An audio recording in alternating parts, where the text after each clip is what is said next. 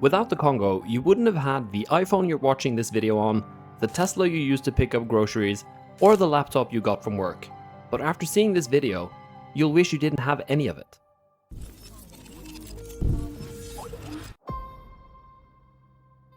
In today's world, our reliance on rechargeable batteries is undeniable.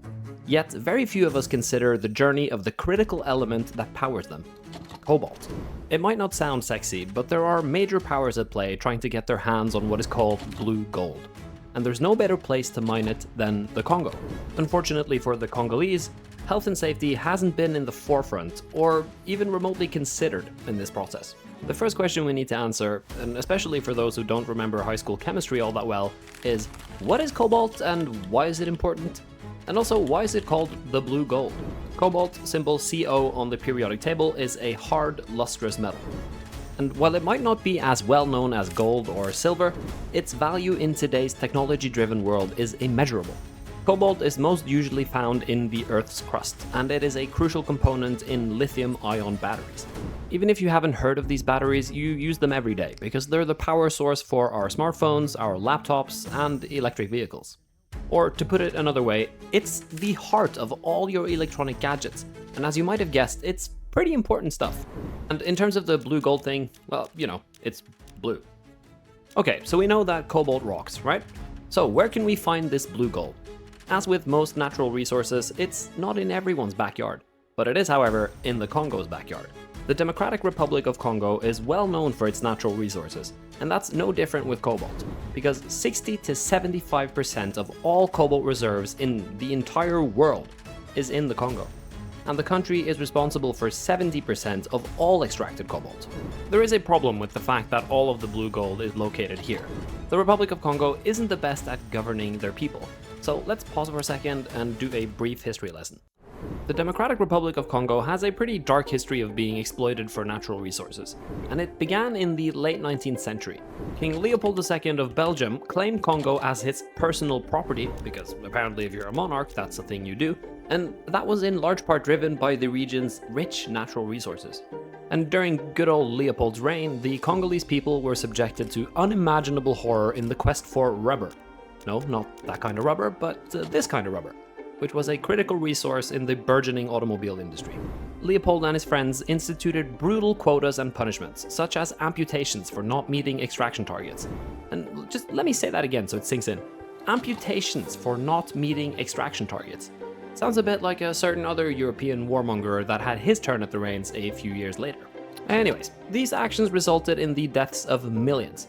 But fortunately, Belgium formally apologized in 2022, making it all right for everyone involved. Gee, thanks, Belgium. But luckily, we're in the 2020s, and that stuff doesn't happen anymore, does it? Well, not exactly. Cobalt mining today is far from industrialized, and further still from professional. Much like the rubber extraction in the 1880s, cobalt mining is marred by reports of child labor, unsafe working conditions, environmental degradation, and the displacement of communities. Instead of using modern machinery to extract the precious material, it's done by thousands upon thousands of people, using nothing but their hands and pickaxes. These people are referred to as artisanal miners. They have no contract and they work for $1 a day in appalling conditions covered in toxic dust. I mean, just look at this stuff. This backbreaking work is performed by men, women, and children of all ages, and they sell their hard-earned blue gold for pennies on the dollar, while mineral traders resell this for thousands. So far, so horrible, right? Well, it gets worse. A lot worse. The best cobalt isn't easily gathered on the surface. The best seams of cobalt are underground, and to get to them, miners dig tunnels and shafts. It's estimated that there are between 10 to 15,000 tunnels dug by hand by artisanal miners in the Congo. And these tunnels don't have supports, ventilation shafts, or anything that make them remotely safe. So when these tunnels collapse, they bury the miners alive, including children. Take a good look at this clip, where some miners are rescued from a collapsed mine shaft. It doesn't even look like a structure, this is a hole in the ground. This is an almost everyday occurrence, leaving thousands dead or maimed each year. In his book Cobalt Red, author Siddharth Kara interviews miners whose legs have been amputated due to tunnel collapses, and mothers pounding their chests crying about children dying in the mines.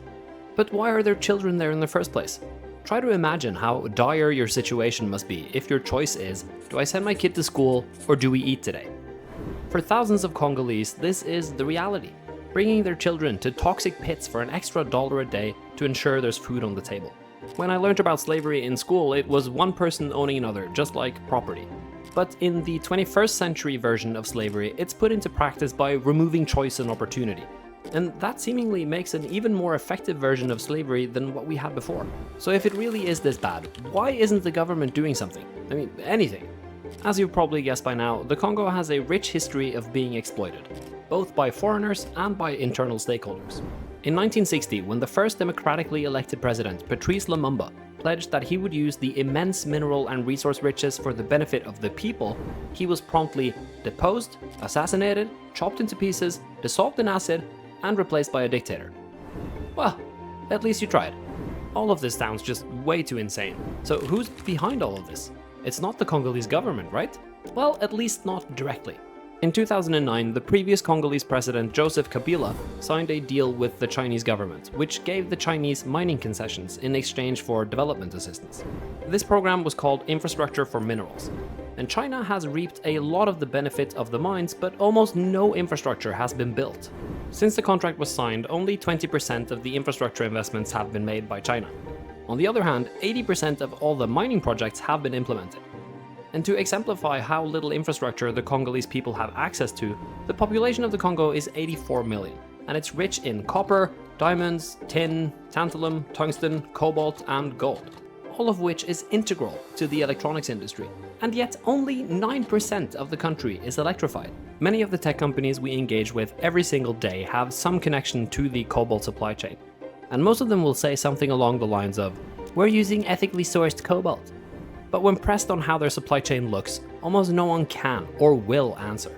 Declarations made by a company like Apple about the rights and dignity of every worker in their supply chain rings kinda hollow when the advancement of technology for some forces others to work in their graves.